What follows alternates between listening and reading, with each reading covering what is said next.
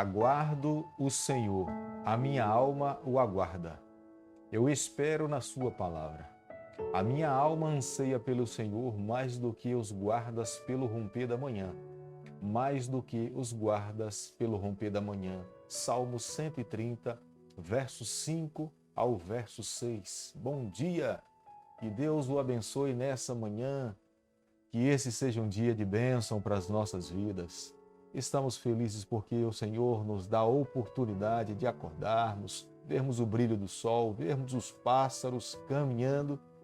E quando a cidade começa a se movimentar para as atividades do dia a dia, a nossa primeira ação é buscarmos o Criador, abrirmos o nosso coração, estudarmos a Sua palavra e deixarmos que ela conduza a nossa vida. Nós estamos comprometidos em estudar um capítulo da palavra de Deus a cada manhã, e é a razão pela qual nós nos encontramos aqui. Mas o salmista Davi, no Salmo 130, o verso 5 ao verso 6, ele nos fortalece nesse propósito. Aguardo o Senhor, a minha alma o aguarda. Eu espero na sua palavra. A minha alma anseia pelo Senhor mais do que os guardas pelo romper da manhã. E ele termina repetindo mais uma vez essa última declaração. Nós precisamos ansiar pelo Senhor. O nosso coração precisa ter desejo, sede da palavra, da justiça e da pessoa divina do nosso Salvador Jesus. Nós estamos estudando um capítulo da Bíblia a cada manhã, cada dia, e nessa manhã eu quero convidar você a ter nas mãos a palavra de Deus no capítulo 16, o verso 1. Ora, Sarai, mulher de Abraão, não lhe dava filhos, tendo, porém, uma serva egípcia por nome Agar. Queria que nessa manhã a sua atenção pudesse se voltar para um dos fundamentos criados por Deus para a sociedade lá no Jardim do Éden, no momento da criação. Um dos fundamentos como base é a família. E queria que a tua mente nessa manhã pudesse se voltar para o capítulo 16, mas que você pudesse ter em mente o que Deus de fato gostaria e quer fazer com a família. Queria lembrá-lo de que lá no Jardim do Éden, das mãos do nosso Criador, foi a família que surgiu. O nosso Deus é o originador da família. E o nosso Deus queria que a família fosse um dos fundamentos da sociedade. Da família viria toda a base da educação, do ensino religioso, do desenvolvimento social, e iria ensinar o ser humano a amar, e todas as outras fases da vida, de fato, viria como base da família. Mas nós sabemos, o adversário do nosso Deus, com o objetivo de atingir a Deus, ele sabia que se ele destruísse a base ou atingisse a família, consequentemente, ele também estaria atingindo os propósitos do nosso Criador. E Satanás levou sim Eva a não acreditar na palavra de Deus, a não se firmar na palavra do Senhor.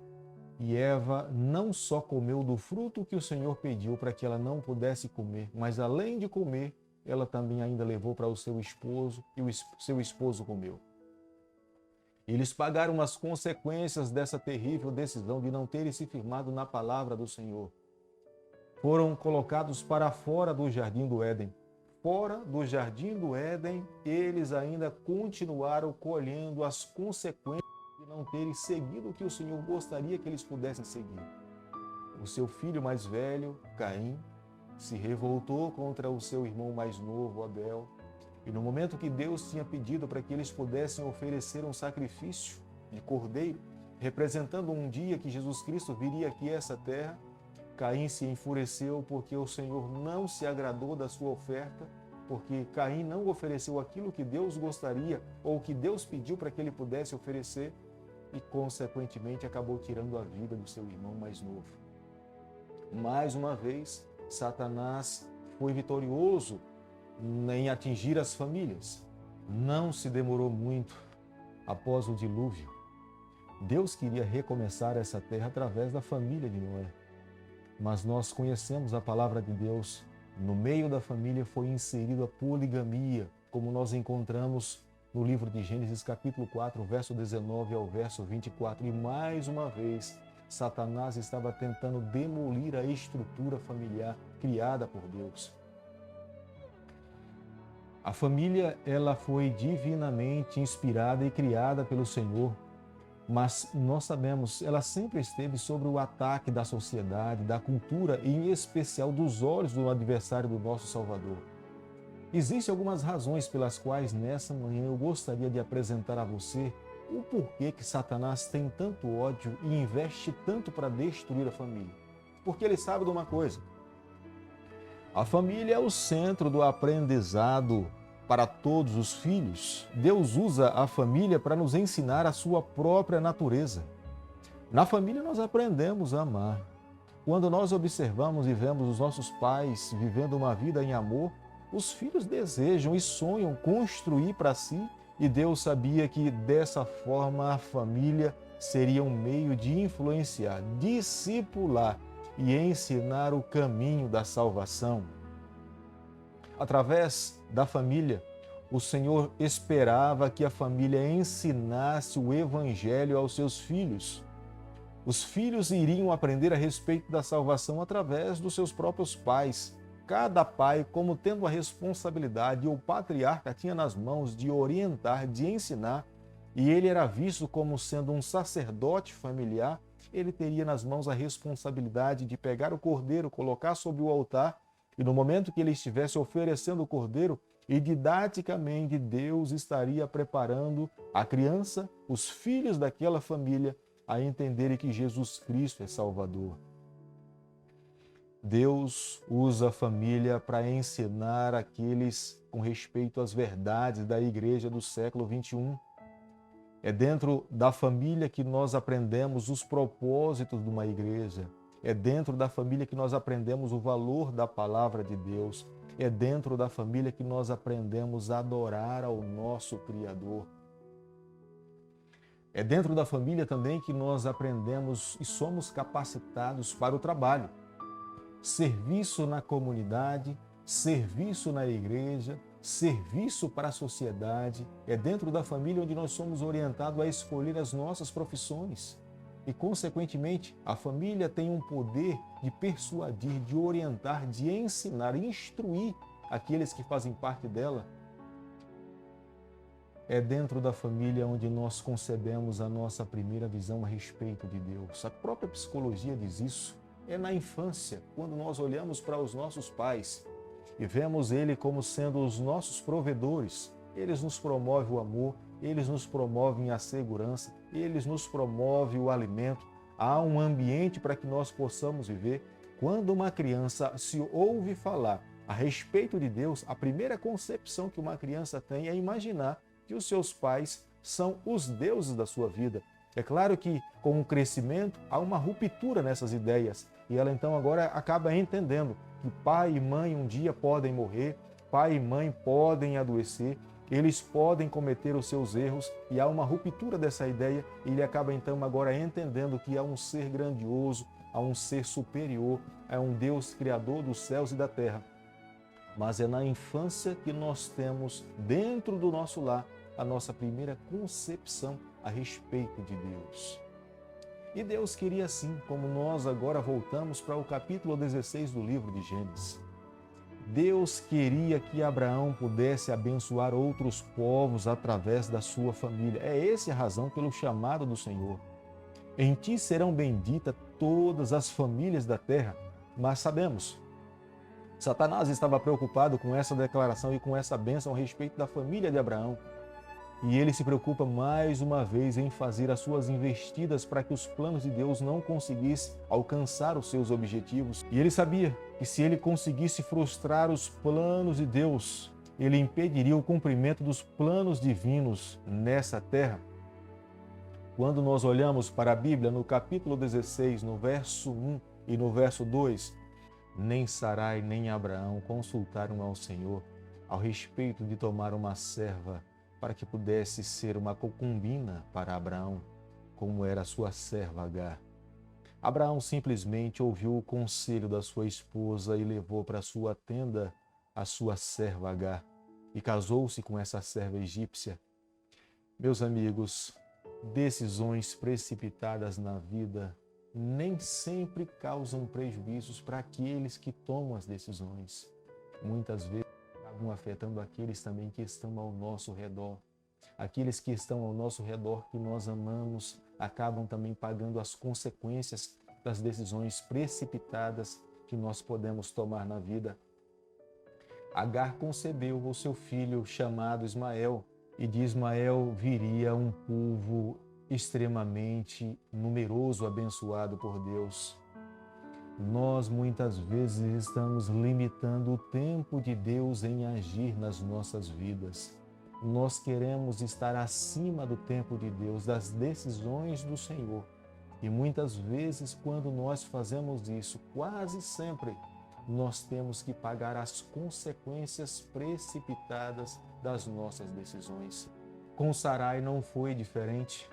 Ela teve que pagar das consequências das decisões precipitadas em pedir para que seu esposo assumisse o compromisso de casar-se com Agar. Uma das consequências, ela se tornou como sendo a segunda esposa dentro de casa devido à sua infertilidade. Ela era estéril. Abraão, consequentemente, passou a ter um maior carinho, uma maior atenção por Agar.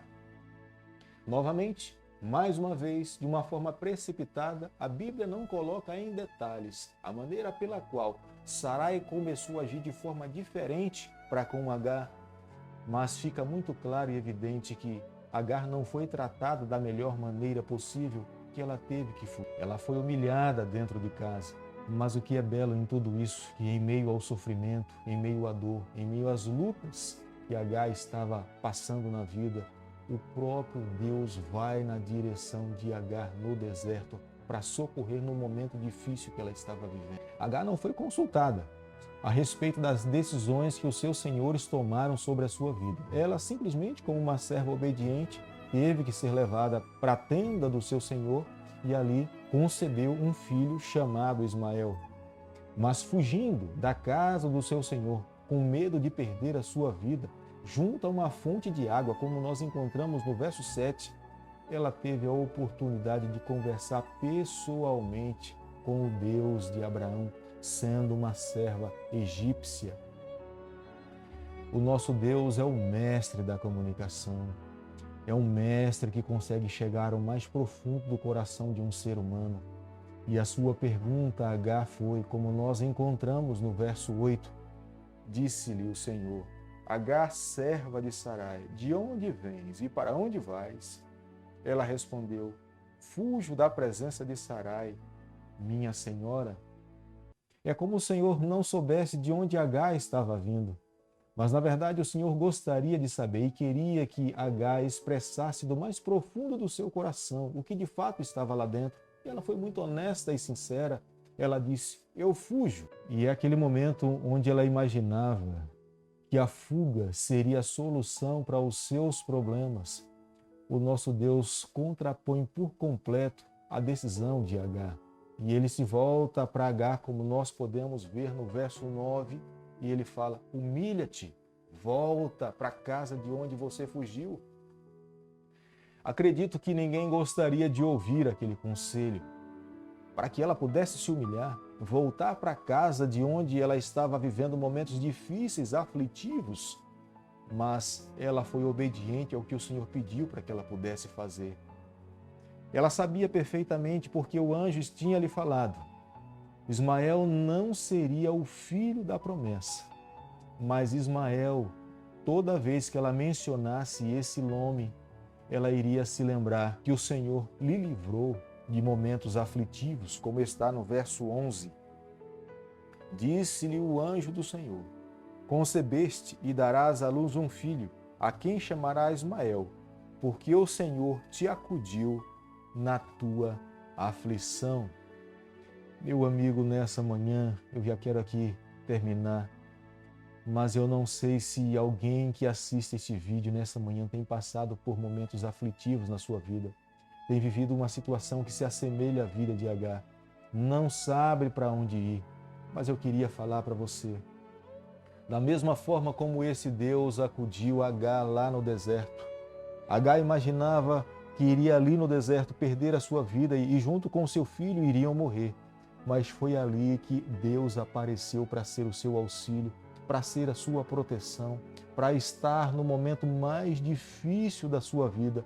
Deus estava dizendo para ela, e a sua declaração era completamente contrária aos seus planos naquele instante. Mas ela entendeu que era muito melhor seguir o que Deus estava pedindo para a sua vida do que continuar fazendo a sua própria vontade. É colocar nas mãos de Deus o controle da sua vida. E ela foi muito feliz, porque Deus abençoou a Ismael e se tornou pai de uma grande nação.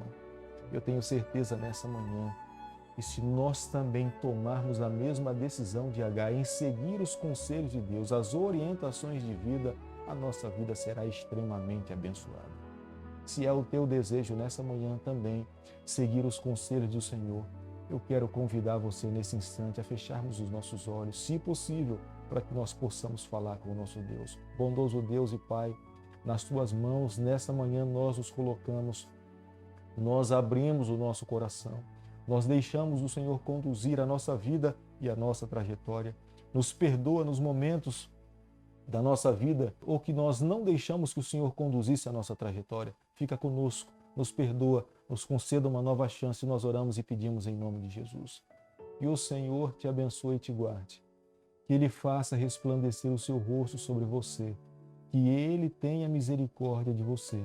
Que sobre você, nessa manhã, Ele levante o seu rosto e conceda a sua paz em nome de Jesus. Amém.